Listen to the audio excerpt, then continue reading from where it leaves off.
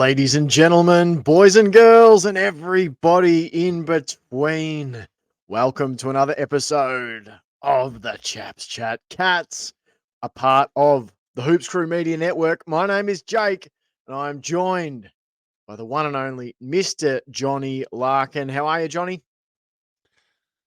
Yeah, pretty good. Bit worn out after the weekend, after Easter, but good. Had a good ending to Easter. Easter was a long weekend that every person gets off except for hospitality workers. So I hope if you did go out, you Indeed. treated people in the hospitality industry with respect and kindness, and not be a asshole.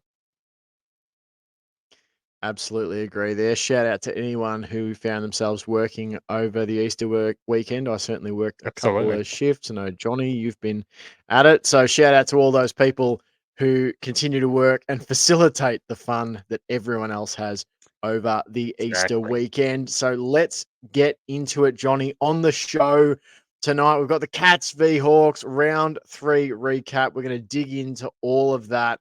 Yeah, tune in if that's what you want to hear. Also, if you're on YouTube, hit that subscribe button. If you're listening on Spotify, Apple Podcasts, make sure you hit that follow button so that you get our episodes popping up in your feed. And if you want that extra content, that extra spicy stuff, then go on over and sign up to the Hoops Crew OnlyFans. I mean, they're the Patreon. The Hoops Crew Patreon. Just get your 7-day free trial. Start it now. You'll get the extended Patreon player focus section later on in this episode, which we're going to talk more in depth about Tanner Bruin's season and his performance. You get early access to different episodes, like behind the play interview episodes with Paul. Not only that, Johnny, you also get Wednesday news recaps on a Wednesday, plot twist, and Whoa. exclusive Patreon subscriber only VFL men's and women's coverage of the Cats. So with all that out of the way, let's get into it, Johnny. I'll set the scene and then you can fire away with your initial thoughts as the Cats claim an upset win over Channel 7's other favorite team that wears vertical stripes. And this is how it all unfolded. Tyson Stengel kicked the opening goal of the game after just 91 seconds for the Cats. Mackenzie of Hawthorn shot back just 5 minutes later to lock the scores up. We stayed locked up for about 5 minutes, and then Geelong unloaded a 6-goal to 1 behind burst to close out the first quarter. It was at times a bit of a training run for the Cats. I found myself bewildered thinking, are Hawthorn going to tackle? Are they going to structure up? Are they going to do anything? Are they going to try and stop Geelong? Because it was all happening with remarkable ease for the Cats as they eased out to a 7-1 43 to 1-1-7 lead at the quarter time break. Now, to their credit, the Scummers did muster a bit of an effort in that second term. They kicked 5 goals to Geelong's 1 goal 1. Connor McDonald opened the scoring for the Hawks in the second quarter after just 3 minutes. The Cats responded with Jeremy Cameron's goal after 4 minutes 10.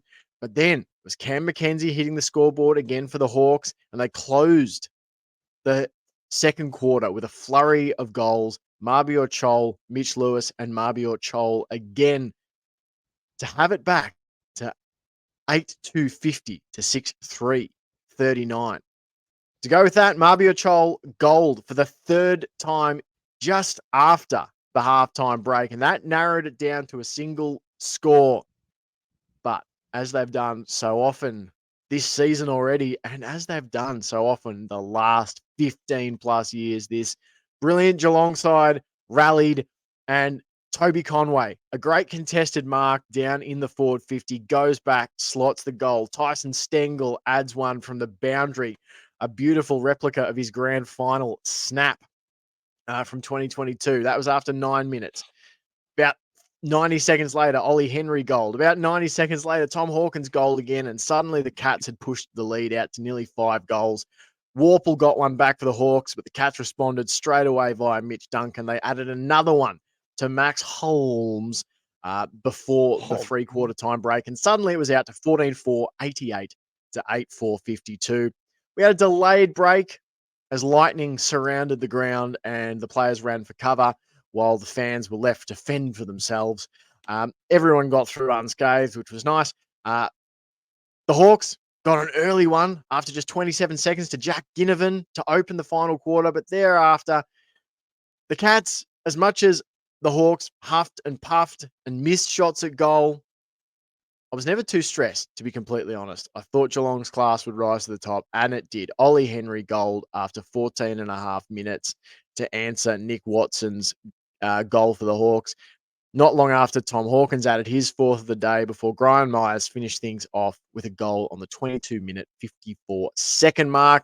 And that was pretty much all she wrote. The Cats run out 17-4. That's right, 17 goals, 4, 106 to Hawthorn's 10-10-70. The good guys get the job done, Johnny, much to the disappointment of the Channel 7 commentary team. What were your thoughts on the game initially? Yeah, pretty comprehensive 3 quarters of games by the Cats. That second quarter was, I would say, probably one of the worst quarters I've seen by the Cats for a very long time, where they just completely fell away from the contest for a quarter there and let the Hawks do nearly what they pleased in a way. But they didn't really do much pressure in the midfield, didn't really put that squeeze on that we know the Cats are so good at doing. And then in that third quarter, when they did come out and did put the pressure on the Hawks, you could see that once the Cats did actually play the way they know how to play and the way they have trained and structure up, there's not much the Hawks the scum can do to really defeat the Cats at the moment, because the Cats just too far superior, as you said, to the demise of Channel 7 commentary train that, you know, all they wanted to do was talk up how good the Hawks were for one quarter in the game. But yeah, I thought that apart from that second quarter, the Cats really just dominated that entire game. They were just far too good, miles ahead in basically every single stat you could want. The young talent coming through the Cats are much better, I reckon. Being a bit biased, but I think the Cats have just got a better structure, a better system. And yeah, I just thought really pleasing. And as I said, it's a really good way to end a pretty long Easter, seeing the Cats come away with a convincing win, continue to disappoint every other person in the AFL who expects the Cats to fall off a cliff and fail and become 4-0 in the season and struggle to find new players to take the spot of the senior guys. And then when all the senior guys are out, we still have a convincing win. So, yeah, I just loving it as a Cats fan at the moment, because everything that they're doing is proving everyone else wrong and proving us guys right in the Hoops crew, saying the Cats are going to be fine. There's nothing wrong. Don't panic. And I think they've proved it so far this season. And yeah, I just think this was another really satisfying win.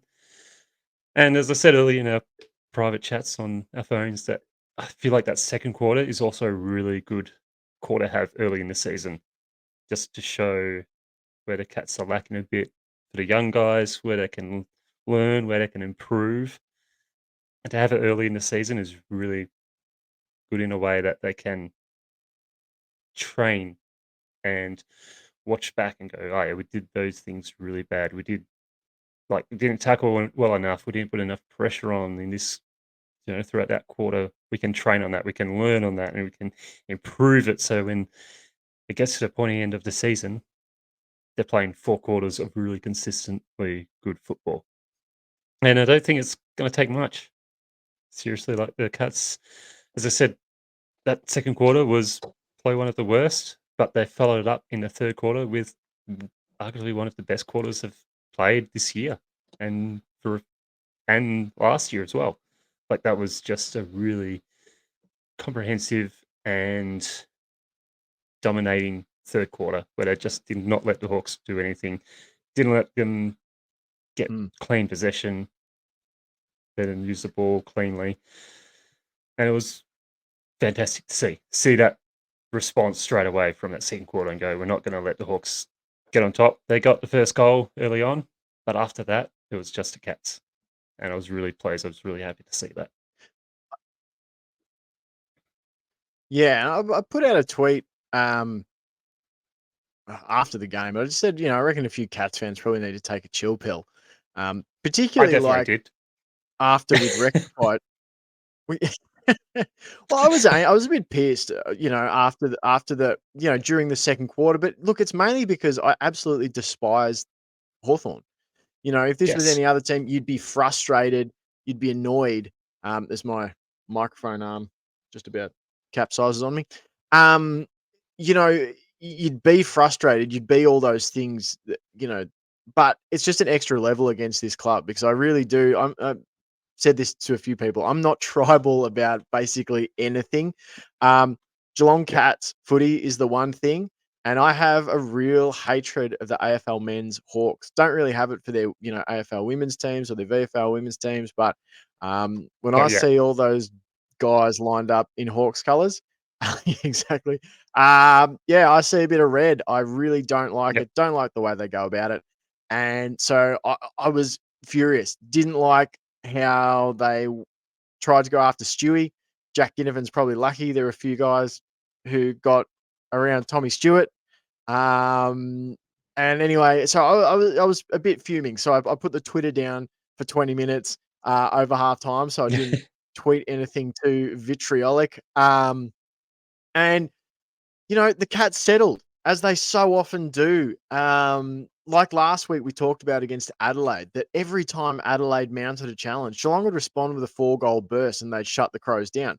You look at this game, the Hawks had charged back into it at halftime. They get the first of the second half. Then Geelong kick what? 5 unanswered, 4 unanswered, 6 of the next 7, whatever it might be. And they shut the Hawks out of the game. Same in the last quarter. The Hawks get, the opening 2 of the final quarter. Geelong get the last 3. And I just feel like sometimes we need to relax and remember we're not going to win every game by 80 points. We're not going to win every No. game by 60 or 50. Like, it's a professional football league, and these other teams are good. There is a rivalry factor here, as much as the Hawks haven't really been relevant the last decade. Well, a little bit less than that since they won their last flag. When was that? 2015? 2015? 2015. Yeah, Yeah, 2013, 14, 2015. 15. So it's one of those things where the Cats, I was confident that we could do something at halftime to just Yeah. gather ourselves. And I think that's the beauty of the way that we've got this team set up, is that we are once again overhauling this list on the run while still remaining competitive. We're 3 and zip, and so many. And look, you don't know how the rest of the season unfolds, but we're 3 and zip, and you start looking through some of those individual contributors. Yes, Mitch Duncan had a great game. He's a veteran, and same with Tom Stewart. But then you got Brandon Parfitt, 21 touches, 10 tackles. Ollie Dempsey, 22 touches, 6 marks, 7 tackles. Max Holmes, 23 touches, 6 tackles and a goal, and nearly 500 meters gained. Tanner Bruin, 27 disposals, 5 tackles, 9 clearances. Tyson Stengel, 2 goals, 2 goal assists. Brian Myers, 21 touches and a goal. Zach Guthrie, Jai Clark. The list sort of goes on. You've got your, young Ruckman playing just his second game and showing flashes of being something really special. So Mm. I'm with you. Like, as a Cats fan, obviously, this is one of those games where even if we're having a crap year, like last year, say, it was a Yeah. disappointing year, but I take massive amounts of satisfaction anytime we get to beat Hawthorn. And likewise here, we're 3 and zip. We've beaten the team that you chalk up every year that you're like, we have to beat this team. This Yeah. will, regardless of what else happens, let's flog these guys. Let's beat them. And we did it. We got the job done with a young team that had to respond without Patrick Dangerfield. We didn't have Yep. Danger there to lift us. And we lifted and got the job done. And just for some context of that second half, Johnny, the Cats outscored the Hawks 9-2 to 4 goals, 7 after halftime. So it was never in doubt once Geelong arrested that slide early in the third term. Yeah. Were there any elements of our play that were particularly pleasing to you, like in a team sense? Are there things that stood out to you that you thought we did well as a team? There is. I just got to think about it. It was definitely around the That's center right. with Conway, Bruin, Parfitt, and Atkins. I feel like those guys have really set the future of that, midfield group in the right direction. Like Conway played a really terrific game for his second game, stood up, just put a whole lot of pressure on Reece Stanley now to, perform as he needs to because yeah, that was pretty outstanding performance by Conway. And then just to see Bruin, Clark, Atkins, and Parfitt, the way they stood up when it really counted, especially that third quarter when they were under the pressure, under the pump to really stand up against the scum and prove the Cats that the reason why the Cats are a superior team, and they did. And there was many Mm, moments where it was those three guys who really stood up in a crucial moment to get a handball out, either to one of the other guys in the midfield or to Max Holmes in the wing or Ollie Dempsey, who then was able to pump it inside 50. It was just that center midfield group. And it really makes you feel mm. pretty satisfied and secure that without Dangerfield there, without Selwood there, without Guthrie there, the Cats are still able to win clearances, still able to get that ball inside 50 efficiently, cleanly, and with some venom in it as well. So couldn't be happier with that setting. I think that's one that really stood out to me the most was just how that the center group, the new looking center group worked really well together. And I think they will continue to Mm. work well together in future games. And also just I think I giving that lift off Dangerfield's shoulder as well. Because we saw Dangerfield stood up the last 2 weeks, and now he's, watched this game and gone, "Oh, yeah, I don't need to do as much, maybe." He still will, but I think in the back of his mind, he knows that he's got this young core group of guys coming through that can step up if needed when he's not playing.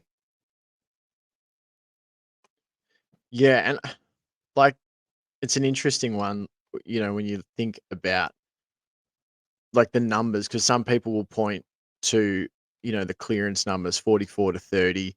Um, the Hawks way, they beat us 31-17 in the stoppage clearances around. And I get that, but you also just can't look at the total numbers in my opinion. And there was some good stuff written. Like if you look at the ruck numbers, say 42 hitouts to Lloyd Meek, um, for the Hawks, to Yeah, 18 to Toby Conway. There's no way yeah, in hell I would have thought that that's what those numbers were. So, when you're watching, I feel like you see impact, yeah, a little more. I think it's a little bit sometimes, watch a player and, they don't really stand out. And then you see the stats after and go, they had 35 touches. Geez, didn't look like they impacted the game much. Um, I think that how I would describe it, I guess, is that not all clearances are created equal. And raw clearance numbers on their own don't get you victories. And I think if you look at the scoreline tells the story that, yep, the Hawks won stats in a couple of areas, but they were soundly beaten in a lot of areas that really counted. yeah, Um, yeah. I Brings I up, was impressed. I'll say this, Johnny. yep. I I just thought what something we did really well was tackling. 90 Oh, tackles yes. for the Cats to 75. Our season average is 72.7. So that was really pleasing to see. And again, it's a host of young guys leading the way there, like Parfitt 10, Atkins 8, Ollie Dempsey 7, Clark 7, O'Connor a little bit older with 6, Max Holmes 6, Stengel 5, Bruin 5, Bose 5. Um, what I liked like obviously the pressure was one thing, but another thing I really liked was our composed. use of fast hands. I thought there were Mm. so many times in this game where little hands, to get the ball moving, even just those flicks on, it's not a handball. It's just the ball bounces and someone taps it to another person running past or over their head. I thought in general, I really liked our ball movement in wet conditions. And, there was a patch there where we're struggling to pick it up a little bit. But in general, I thought we looked pretty clean and the way we moved the ball was really encouraging in tricky conditions. Yeah, definitely, definitely. I was just going to go back to the Lloyd, Meek, and Conway talk, and it was on the Instagrams where people were going, "Oh, Lloyd Meek far better than Toby Conway." Like, look at what Meek did: 41 hitters to Conway 19 or 18. And all the Cats fan Mm, replied, "How many games has Meek played compared to Conway?" And I still think, yes, Conway had less tap outs than Meek, but I felt like the way mm. Conway was able to impose himself at crucial times in the game, I just feel like he Mark and looked goal. better. A mark and goal, a tap out to Jai Clark, who then nailed a pass to Jeremy Cameron in the fourth to nail the nail the final nail in the coffin. I just feel like, yeah, Meek may have got more tap outs, but I feel like the impact Conway had Mm, was far better than Meek. And he's only played, this is his second game. Big game for the Cats.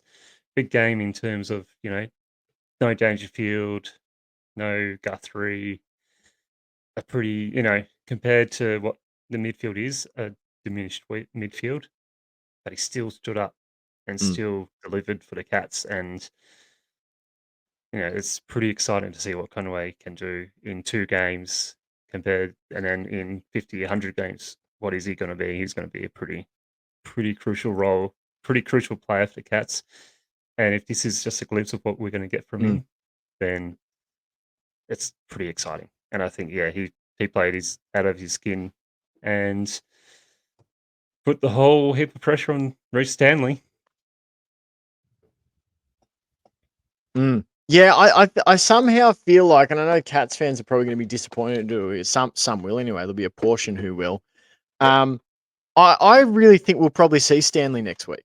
I Yeah. think it's quite likely that Stanley plays against the Dogs. I think we could see this a bit for the rest of the season where, Conway comes in for a game or two, or, he has a patch, and we'll put Stanley in and you'll sort of like manage them. I don't think this is like an instance where all these, you know, lineup choices are set in stone.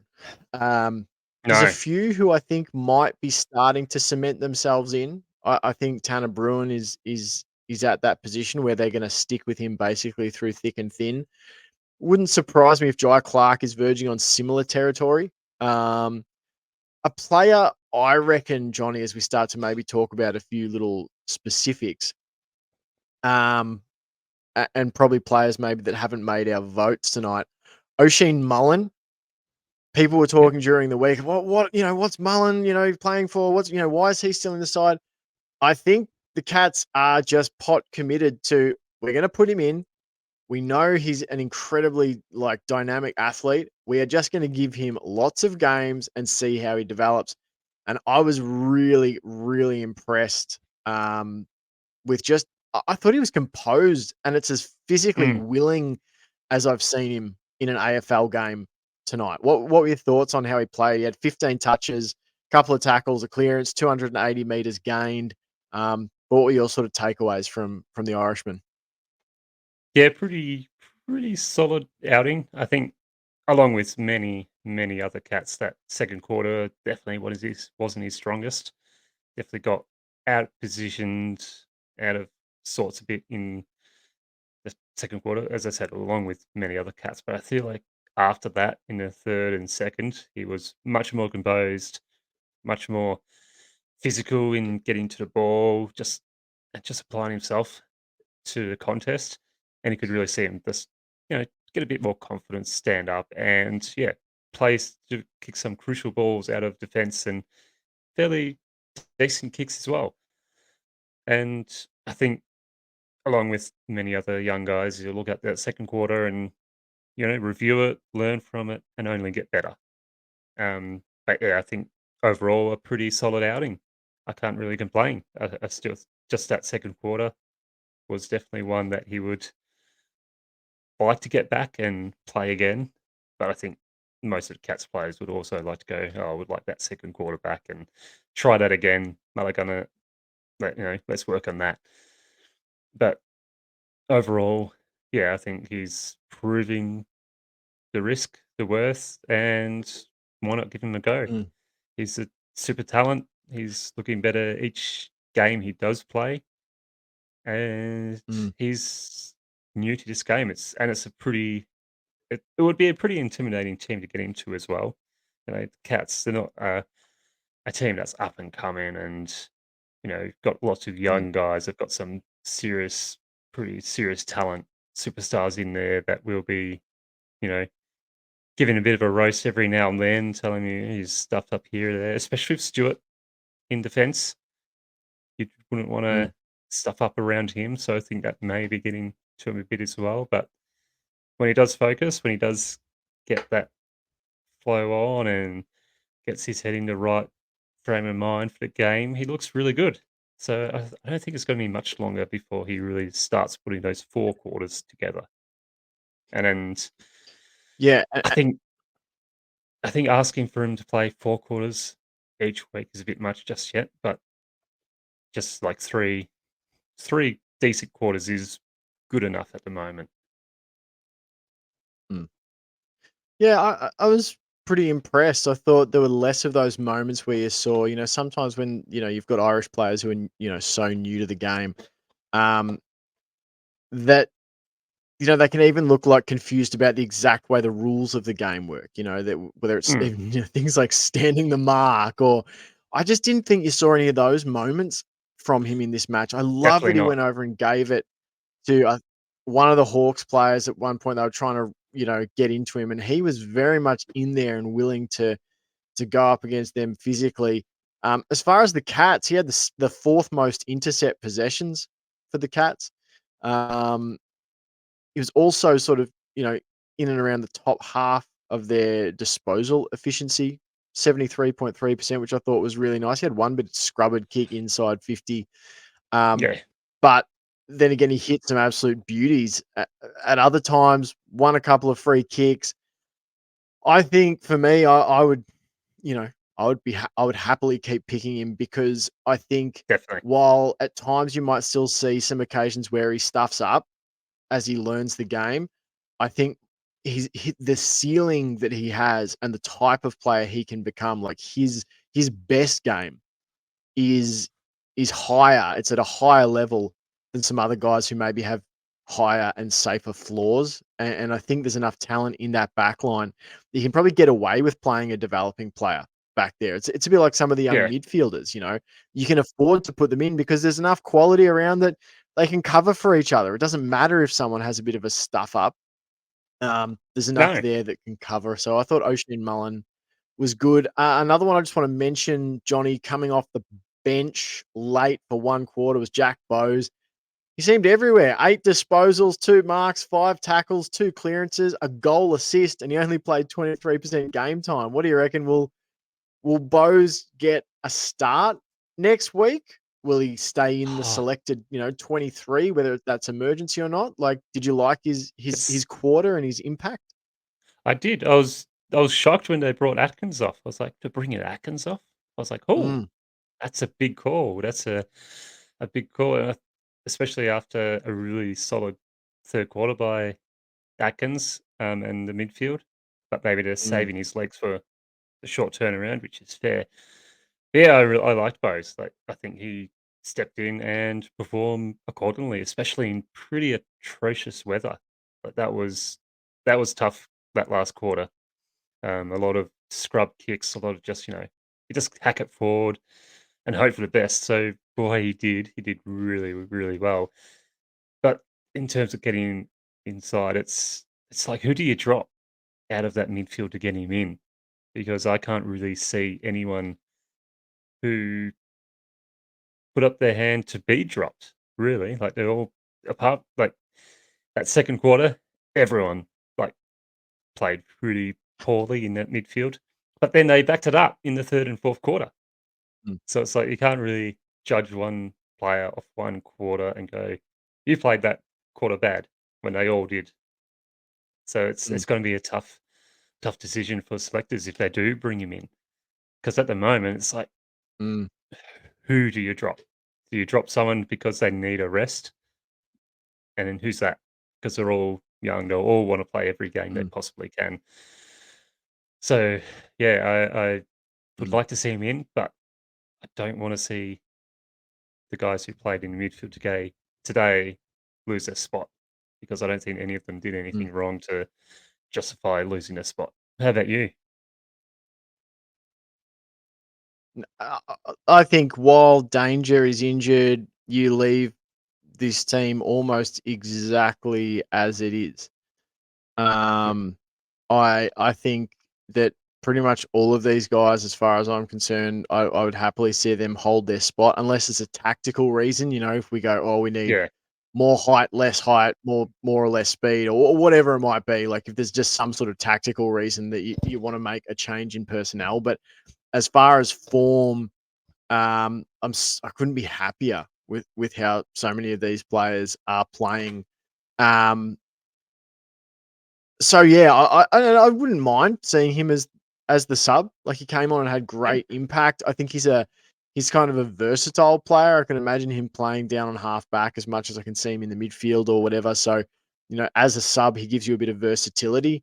Um, so yeah, like I I like the side as it's currently comprised. When Danger comes back in, someone's going to be, you know, potentially unlucky to miss out. But this is what you want, I think.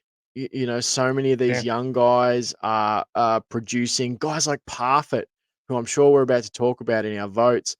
You know, guys who we thought, oh, maybe they're on the edge of it and they might, you know, how long do they have left in a Cats Guernsey?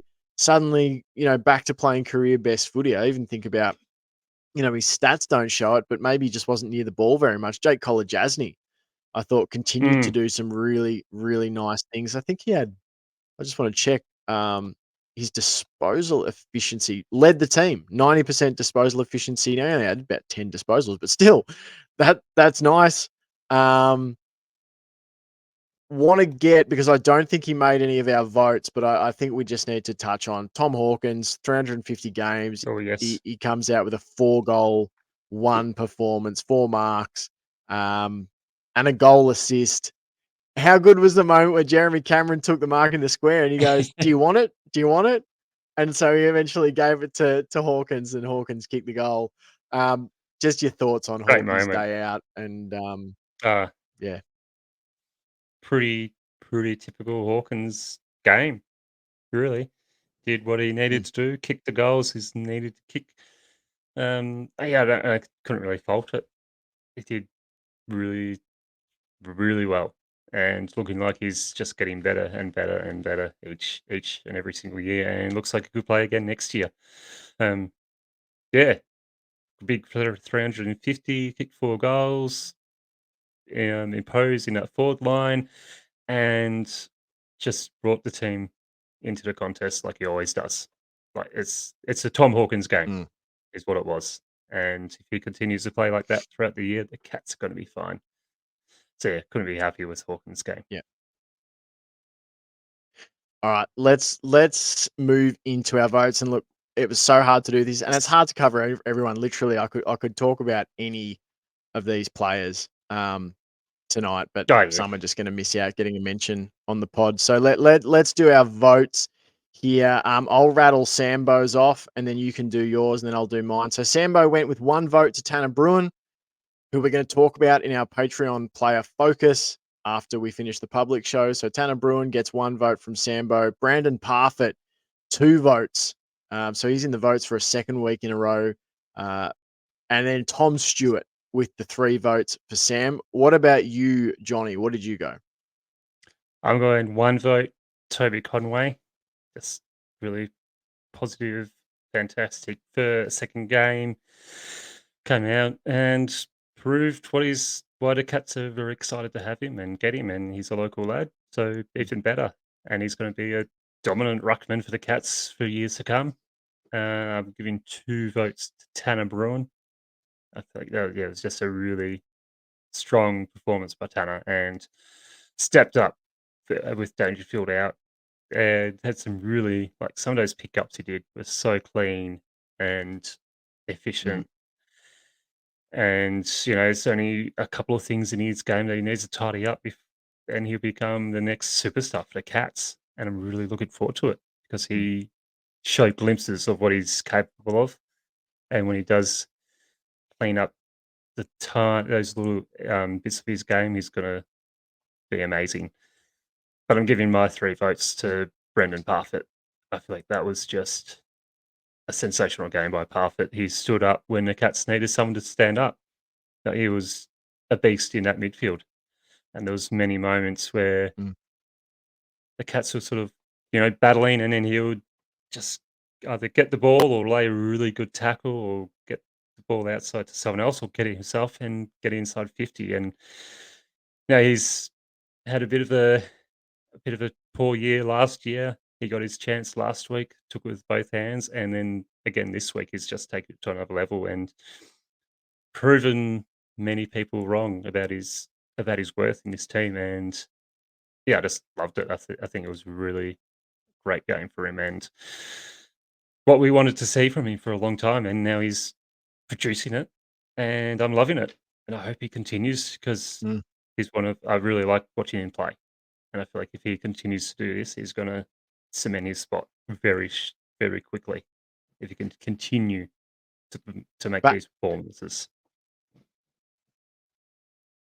by my count, it's 20 tackles in 2 weeks, 10 last week, 10 this week, Yeah, which is that's which is massive. pretty incredible, bringing that sort of, level of pressure. As my microphone wants to do wandering off things.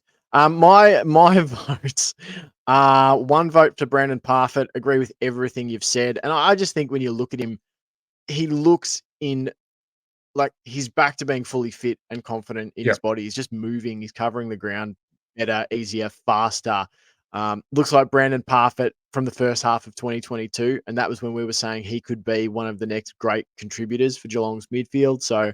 So happy to see him back in form and fitness. Yeah. Tanner Bruin gets my 2 votes. One Nice. thing I liked about Tanner Bruin's game is I noticed him less here, and that's something I Yes. think I would like to see Tanner Bruin become is a player that racks up 30 touches, and it's like, oh, I almost didn't notice Tanner Bruin had 30 touches, as opposed to a player that's flashy, tries too much too often, and mucks it up.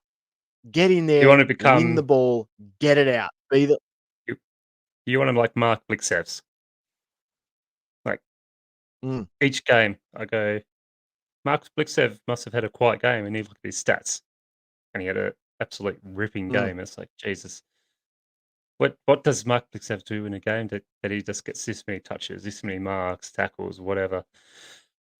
So I feel like mm. it'll be if he's like Mark Blixevs in form of just going under the radar, fantastic. Yeah, and I think that's what we need to see from Tanner Bruin. Like Yeah. just do the simple things well. It was great to see great to see so many ball winners get 20 plus touches in a Cats team, and great to see Tanner Bruin. And look, he probably should have crossed 30. He had a pretty quiet last quarter, but 27 is nice. 9 clearances is good. And as I said, I just like that he seemed to be trying to do the simple things consistently. Um, Yeah. do the do yeah, do the basics consistently. And my 3 votes, I'm also giving to Tom Stewart. I think it's way too easy for Nice. us to just get comfortable going, "Here's Stewie doing another Stewie thing," and just forgetting that Stewie doing Stewie things is one of the best, 5, 10 players in the entire competition. He's so important to this team. 24 disposals, 21 of them kicks, 8 marks, 4 tackles, 606 meters gained, um, 8 intercept possessions, only fewer than Jack Henry. I just think he's just brilliant and another great game. He's just talk about doing the Mm. basic things consistently. He does the excellent things, the exceptional things, and makes them look basic. So he's just on another level, Tom Stewart. So I'm giving him the 3 votes. And that's how we voted. And that is the public part of the show. We will be back, of course. Remember, there's going to be a post-game live show somewhere during the week. I believe Ben and Paul are going to jump in and do a live stream. So if you want to make sure you tune in for that. We will also have our recap show, our preview show, Cats v Dogs preview, probably Thursday. There'll be Danders. Don't forget your tips on Wednesday. And if you want to hear this next part of the show, the Patreon player focus, go on over to Patreon, the Hoops Crew, sign up for a Patreon subscription. You can start off with a 7-day free trial. If you don't like it after that first week, just cancel it.